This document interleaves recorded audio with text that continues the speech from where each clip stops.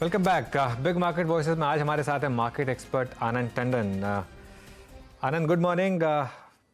शुक्रिया सीएनबीसी आवाज़ के साथ जुड़ने के लिए। मार्केट पर आऊँ उससे पहले एक व्यू चाहिए था आपका फार्मा पर। एकदम से इतनी ज़बरदस्त बाइंग यहाँ पर, ये क्या एक अंडर ओनरशिप और अंडर वैल्यूएशन का इम्पैक्ट है या कुछ और? आपके हिसाब से क्या, और आपकी पसंद में अगर कोई फार्मा स्टॉक्स हो तो?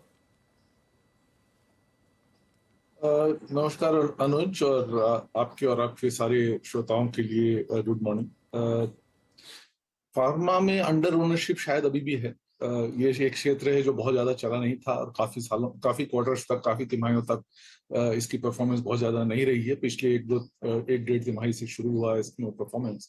तो अंडर ओनरशिप शायद अभी भी बरकरार रहेगी। अंडर वैल्यूएशन शायद उतना नहीं रह गया है, क्योंकि परफॉर्मेंस काफी स्ट्रांग रही है। तो जो शेयर्स जो चीप थे वो थोड़ा अभी फिर से महंगे की तरफ हो गए हैं। अगर आप डॉक्टर रेड्डीज फॉर एग्जांपल देखें तो आज के दिन उसका परफॉर्मेंस बेहतर होने के बावजूद भी वो चीप नहीं लग रहा है। मेन कारण ये है, जो मैं काफी महीनों से दोहरा रहा हूं, कि यूएस में जो जेनरिक कंसोलिडेशन चल रहा था बायर्स का, वो हो चुका है और बहुत सारी कंपटीशन आ गए थे, स्पेशली लोअर लेवल जेनरिक्स में। वो कई कंपनियों ने खाली कर दिया है बाजार, क्योंकि उसमें प्रॉफिट बनना बंद हो गया है। अगर आप इंडिया में भी ज्यादातर एपीआई कंपनीज देखें तो उन्होंने भी अपना प्रोडक्ट प्रोफाइल जो है वो थोड़ा सा कॉम्प्लेक्स जेनरिक्स की तरफ अग्रसर हो रहे हैं, और जो जेनरिक जो बहुत कॉमन मॉलिक्यूल्स हैं उसमें कम तवज्जो दे रहे हैं। तो इसके कारण मार्जिन इंप्रूवमेंट होने की पूरी तरह से संभावना है, और उसके ऊपर जो प्रेशर था प्राइस का यूएस मार्केट में, वो थोड़ा सा कम होता दिख रहा है। तो दोनों कॉम्बिनेशन के कारण, volume as well as margin increase के कारण, यहाँ पर अर्निंग्स की अच्छी संभावना है। इस वक्त अगर आपको इस क्षेत्र में देखना है तो आपको वही कंपनियां देखनी रहेंगी जिनकी अच्छा डिस्ट्रीब्यूशन है। यूएस में आप जानते हैं कि जो खरीदार होते हैं वो कम होते हैं, और वो अच्छा बड़े पोर्टफोलियो की कंपनियों के साथ डील करना चाहते हैं बनस्बत ऐसे कंपनी जिसके पास एक या दो मॉलिक्यूल हो। तो उसमें अगर आप देखें तो सन फार्मा जैसी कंपनी का पोर्टफोलियो बहुत ही अच्छा रहेगा, और बाकी कंपनियां तो आपको पता ही है, सिप्ला जैसी कंपनी भी काफी अच्छा परफॉर्मेंस कर रही है। डोमेस्टिक मार्केट में 12-13% की बढ़त बरकरार है, और उसमें बहुत सारी कंपनियां भी आपको नजर आ जाएंगी ओवरऑल। लेकिन आपको कंपनी स्पेसिफिक देखना पड़ेगा बनस्बत सेक्टर, क्योंकि अभी सेक्टर कोई बहुत ज्यादा चीप नहीं रहेगा। ओके, बिल्कुल। अच्छा आनंद, एक अब मुझे आपसे बात करनी है एक कंपनी के ऊपर, महिंद्रा एंड महिंद्रा पर आपका क्या व्यू होगा? इतनी शानदार रैली रही यहाँ पर, उसके बाद एक थोड़ा सा एक मार्केट को डिसअपॉइंटमेंट हुआ जो उन्होंने आरबीएल बैंक में स्टेक खरीदा, क्योंकि ये थोड़ा सा एक उनकी कोर बिजनेस में नहीं है। लेकिन आज फिर स्टॉक में तेजी, इस सेक्टर में काफ़ी मोमेंटम रहा है, और खासतौर से महिंद्रा में। यहाँ क्या व्यू होगा आपका? मेरे हिसाब से महिंद्रा का जो वैल्यूएशन है इस वक्त पूरी तरह से रिफ्लेक्ट करता है जो उनका परफॉर्मेंस की संभावना है। आप दो चीज ध्यान रखें, एक तो उनके जो एसयूवी पोर्टफोलियो है उसमें कंपटीशन आने वाला है। ये कहना मुश्किल रहेगा कि मारुति भी जो अगले कुछ तिमाहियों में कई सारे नए मॉडल आ रही है और वहां पर भी एसयूवी करेगी, क्योंकि ऑब्वियसली जब कंपटीशन बढ़ता है तो कहीं पे या तो मार्जिन या वॉल्यूम का प्रेशर बनना शुरू हो जाएगा। ट्रैक्टर्स का बिजनेस ठीक ठाक है, बाकी जो उनके धंधे हैं जैसे टेक्नोलॉजी एटसेट्रा, उसमें कोई बहुत ज्यादा खास कुछ काम नहीं हो रहा है। टेक महिंद्रा बल्कि अंडर परफॉर्मर ही रहा है काफी दिनों से। तो मेरे हिसाब से अगर आप सम ऑफ पार्ट्स भी लेंगे तो इस करंट प्राइस के आसपास ही रहेगा, क्योंकि गिरावट आई थी, शायद वो वापस आ जाए। उनका जो एक्सप्लेनेशन है आरबीएल का, वो टोटली अनकन्विंसिंग है। वो कह रहे हैं कि उनको बैंकिंग के बारे में सीखना है। मतलब इससे ज्यादा बेवकूफी की बात हमने नहीं सुनी है। ऐसी कंपनी जो एक सबसे इंडिया के सबसे बड़े बैंकों में से एक में नाम उनका है, कोटक महिंद्रा बैंक, वो आज के दिन आप कह रहे हैं कि हम बैंकिंग सीखने जा रहे हैं, और उसके बाद ये कहते हैं कि क्योंकि वो price to book less than 1 है इसलिए खरीद रहे हैं, तो पोर्टफोलियो मैनेजर बन गए। और अगर प्राइस टू बुक 1 है तो आपको आरओई भी देखना चाहिए। आरओई सिंगल डिजिट में है, तो या तो आप कह रहे हैं कि हम मार्केट से ज्यादा जानते हैं, या कोई ऐसा कारण है जो कि उनको वो बात करने के मूड में नहीं है। आइदर वे बहुत ही खराब डिसीजन है, और एक्सप्लेनेशन कंप्लीट बकवास है। Very well said sir. अच्छा सर, ऐसा ही कुछ एक स्टॉक में हो रहा था, और वो था आईटीसी। बाजार होटल कारोबार की डीमर्जर का इंतजार कर रहा था, लेकिन जो धारणा, जो मतलब जो स्ट्रक्चर रखा उन डील का उन्होंने, वो बाजार को पसंद नहीं आई। अब उसके बाद से अब तक लगभग 12-13% का प्राइस डैमेज हो चुका है सर। आप इस प्राइस पर बायर होंगे या फिर अवॉइड करेंगे अभी आईटीसी को एट 450? उस दिन का हाई था करीब 500 रुपए सर। देखिए, आईटीसी मेरे हिसाब से स्लाइटली अभी भी मीडियम टर्म होल्ड रहेगा। हालांकि उसमें बहुत सा, क्योंकि इतनी बढ़त आ चुकी है, इसलिए यहाँ पर आप एग्रेसिवली बाय कर सकते हैं। ऑब्वियसली लास्ट ईयर किसी ने खरीदा होगा तो एक काफी पैसे बने हैं, इसलिए ये रहता है कि आप कुछ पैसे बुक कर लेने चाहिए। लेकिन मेरे हिसाब से जैसे जैसे कंपनी अलग करती रहेगी अपने बिजनेसेस को, वैसे वैसे उसमें वैल्यू अनलॉक होगा। होटल का बिजनेस उन्होंने ऑलरेडी अनाउंस कर दिया है मेरे हिसाब से। हालांकि मार्केट को शायद ये अच्छा नहीं लगा कि उन्होंने पूरी तरह से डाइवर्स्ट नहीं किया।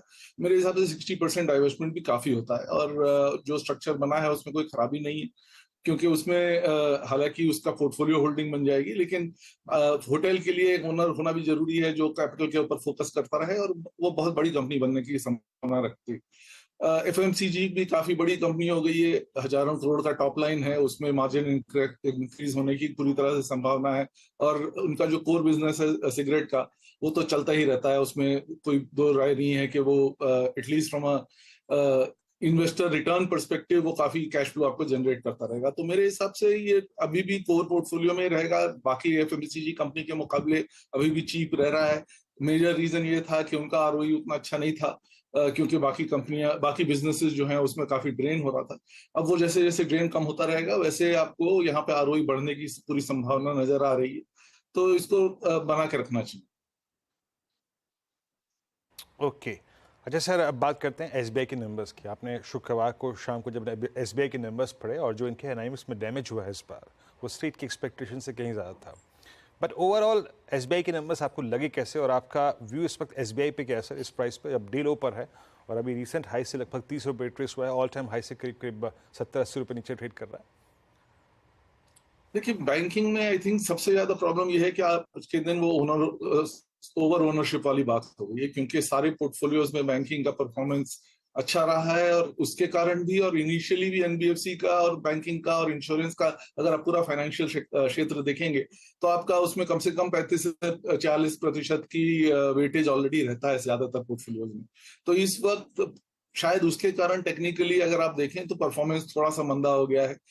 कंपनी की परफॉर्मेंस में मुझे कोई खास प्रॉब्लम नजर नहीं आती। हाँ, थोड़ा एनआई कम था, लेकिन बैंकिंग ऐसा कोई ऐसा वो नहीं है जहाँ पे मैनेजमेंट उसको चेंज नहीं कर सकता। अगर उनको चाहिए होता तो वो प्रोविजन एक्सेट्रा एडजस्ट कर सकते।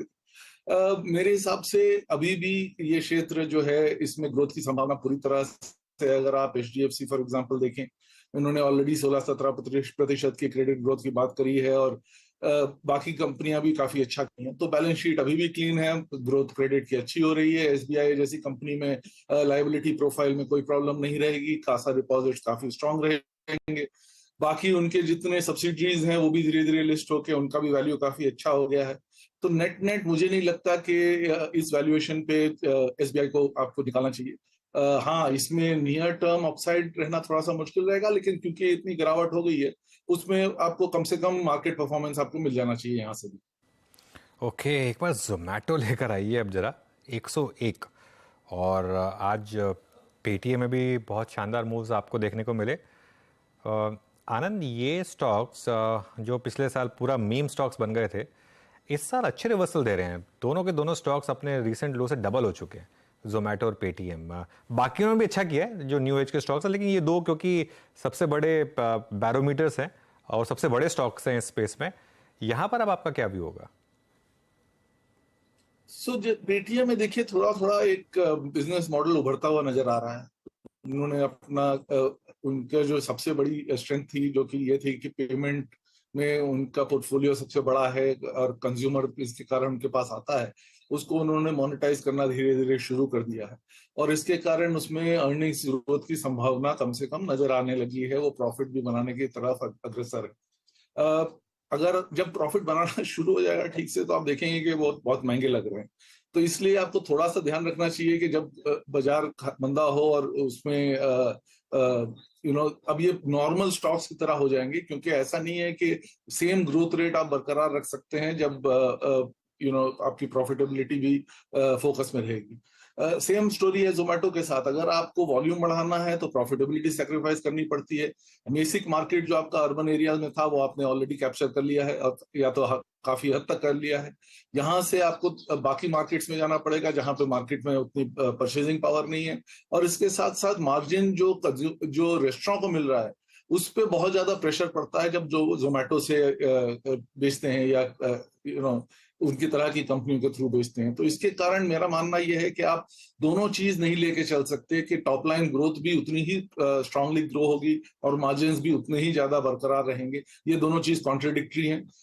तो दोनों में अगर चूज करना है तो मेरे हिसाब से पेटीएम का रनवे थोड़ा ज्यादा बढ़ा हुआ नजर आता है। जोमेटो ने चीजें ट्राई करी, उनको निकालना पड़ा फाइनली। जो बाकी स्टोरीज थी कि हाँ हम भी क्लाउड किचन बनाएंगे और ये करेंगे वो करेंगे, वो सब उनको धीरे धीरे कैंसिल करना पड़ा आइडियाज, और बाकी उनके पास जो डिस्ट्रीब्यूशन का मेन बिजनेस है उसके ऊपर फोकस कर रहे हैं। फिलहाल मेरे हिसाब से जोमेटो थोड़ा सा महंगा हो गया है, और अगर आपको चूज करना ही है तो पेटीएम कोई सस्ता नहीं है, लेकिन एटलीस्ट वहां पे रनवे ज्यादा दिखता है। ओके, जोमेटो और पेटीएम दो स्टॉक्स डिस्कस हो गए। अच्छा, मार्केट अब थोड़ा सा मोमेंटम दिखा रहा है, निफ्टी अब आ गया है डे हाई पर, और यहाँ पर अब इस समय जो स्टॉक्स थोड़ा सा मोमेंटम दिखा रहे हैं उसमें क्लियरली आईटीसी आप सबसे ऊपर। आईटीसी ने एक कमान संभाली है अब निफ्टी की, और आईटीसी आया डे हाई पर, लेकिन आईटीसी को खैर हम डिस्कस कर चुके हैं, तो कुछ